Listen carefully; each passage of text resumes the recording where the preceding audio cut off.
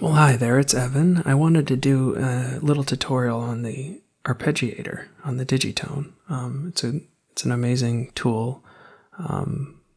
It's just a great creative tool, and it's also a bit complicated, so I thought it would be useful for people. So to just have a tutorial devoted to it. So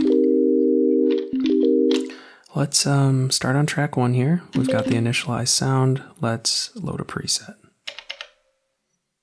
Okay, soft keys, yes. Nice and smooth. Okay, so now just to turn on the arpeggiator, function, arp. So hold function plus arp, and you're gonna get a little light on, and now it's on. And if you change sounds, so if we go here and we change sounds, then if that sound doesn't have an arp programmed on with it, then this will turn off. Just a little side note. Okay. All right, so let's go into the Arp menu where we can change the parameters and the specific parts of the arpeggiator. So function, synth 1, and then you see Arp menu. Okay. Now, the first thing we can change is mode. So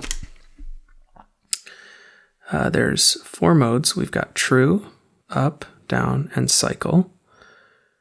True is simply the order in which I play the notes. The Digitone will play them back to me in that same order. So if I were to play 9, say 13, 3, 7, it'll play in that order. Or if I play 9, 3, 13, 7 in that order, from the lowest to highest, it'll play it in that order. So however you input it, it'll play it. Up is up. Down is down. After you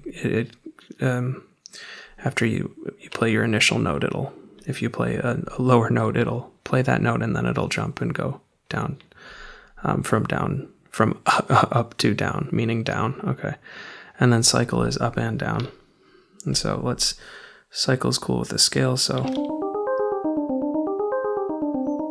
okay, so that's that.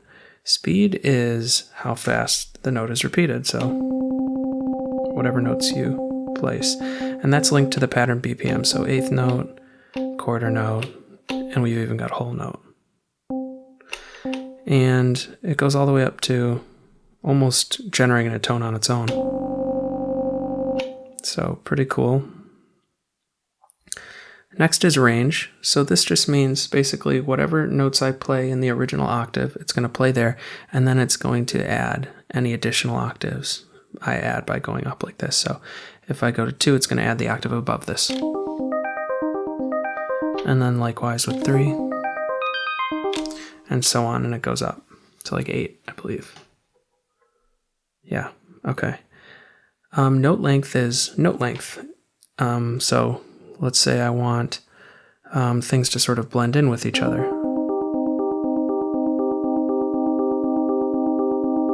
So now they're all 6 trigs long. Bring them down. It's a little cleaner sounding. And if the release on your sound is really long, you may not hear this effect, right? But so if I go to amp and I bring our release all the way to 0, so now we hear the sound cutting out really fast at the end of the note. And I can accentuate that by bringing the note length down in the arpeggiator. If I increase it, you're still going to hear that clicky noise at the end of each note, because the release is still really, really, well, much too short actually, huh? So, all right, so now on to the slightly more complicated piece of the puzzle here, and that's the pattern length in the arpeggiator. So this pattern length really only affects things if you change values inside of the pattern length here. So, for example, I'm just going to keep it really simple. I'm just going to play 1 note. And so now, if you count 1 to 16, there's 16 of these. I can change any one of these with the E encoder, and that's the offset. And it's going to change that note for me. And this way I can design a melody.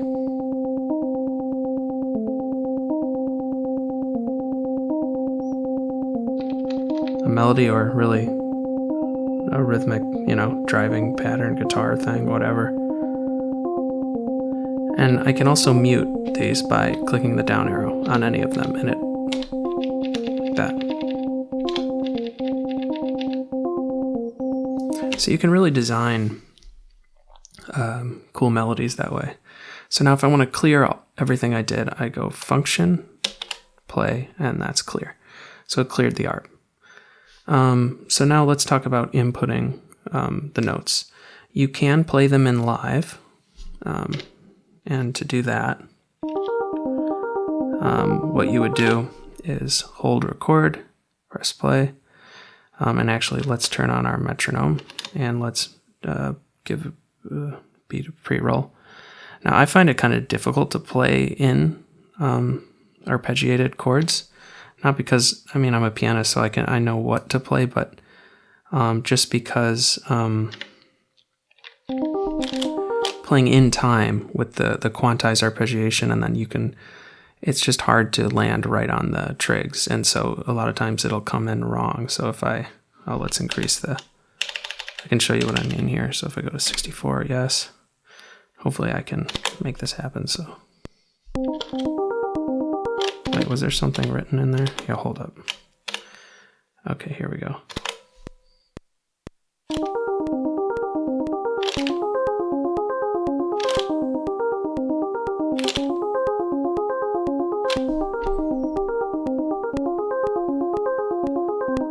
So as you can hear, the arpeggiations are starting off, right? So I can quantize by hitting this, yes. Now it may quantize to the wrong note, to the wrong trig, so let's look in by record and then just go through the pages. And so you see there's some issues here. We've got where I triggered before I didn't mean to trigger some of these trigs, and that can create issues. So what I like to do, here, let's just clear everything. What I like to do is just enter the notes in a different way, in this grid recording mode instead of live recording mode. So what you do to do this is you go to the beginning of your pattern, and actually I'm going to change my trig length to 16 steps because I want the chord to last the whole time. So I want the chord to, well, you'll see what I mean. So I enter the first trig, okay, and now there's just one note assigned to it, right? So in order to change the notes assigned to it, I hold it and I click Add Notes. And now I can just add what notes I want. So I want C, E flat, G, B flat. So they show me a little keyboard, and then I click Yes. And that lasts 16 steps because I set the trig length here. So let's enter the next chord I want. So click it on, hold, and let's do like that. Yes. And go to the next page again. Let's do, get rid of that. Yes. And go to the next page and enter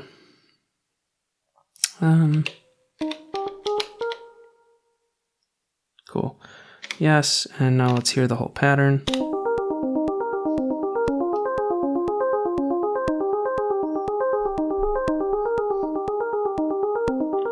And now, since I've got 4 notes going for each chord, the pattern length device here can be really interesting. As you can hear, it's not affecting it right now, right? Because I haven't changed anything inside. So let's change a note and see what happens.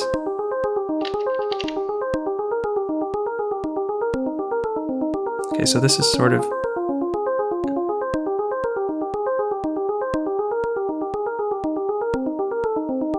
so the first round through, with the first chord it sounds quite bad because it's not in the key. But for the last 3 chords it sounds quite good. So for these 3 pages.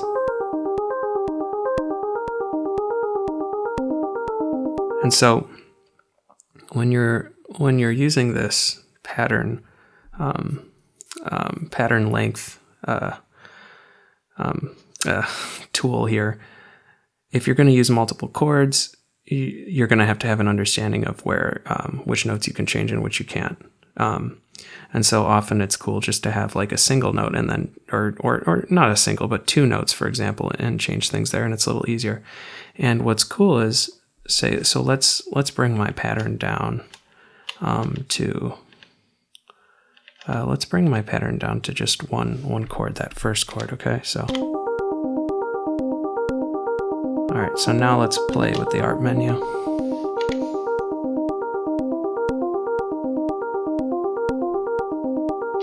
Nice.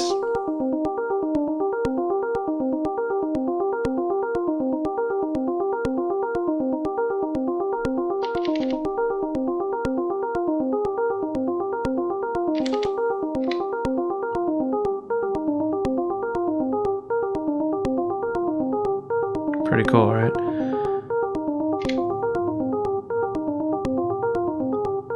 Turn the depth up here and preview some of these, see if anything creates a cool effect.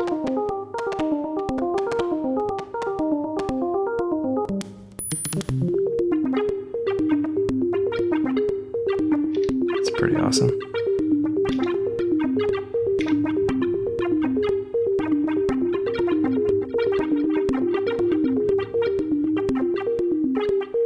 So I dig that.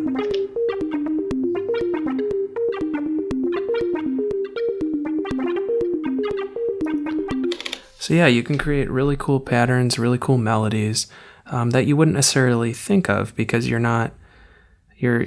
got this sort of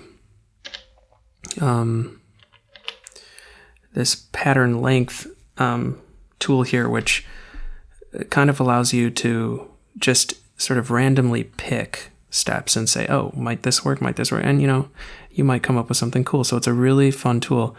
And this pattern I have, right, if I change the length here, it's going to be totally different. It's going to affect different notes now. So, oops, not that, I'm sorry.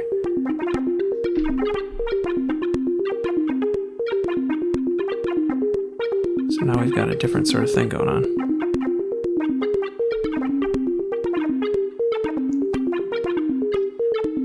So now these changes are falling on different pieces of our arpeggio.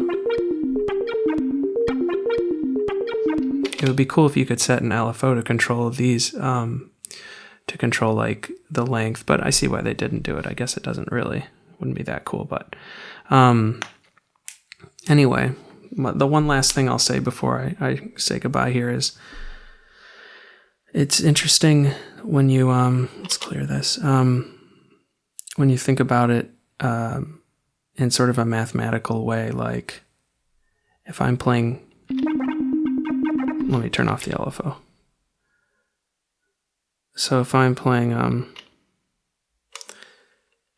2 notes, okay, and then if I change the length to something that's not divisible by 2, so like, let's do, I don't know, let's do 3, whatever. And then if I change one of these,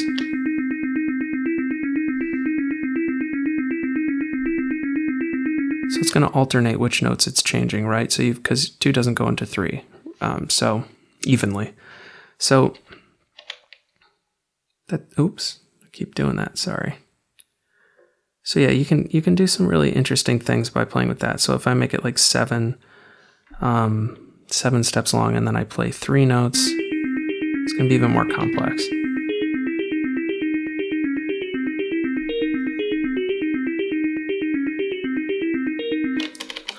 So yeah, that's everything about the arpeggiator. I hope this was helpful for some people.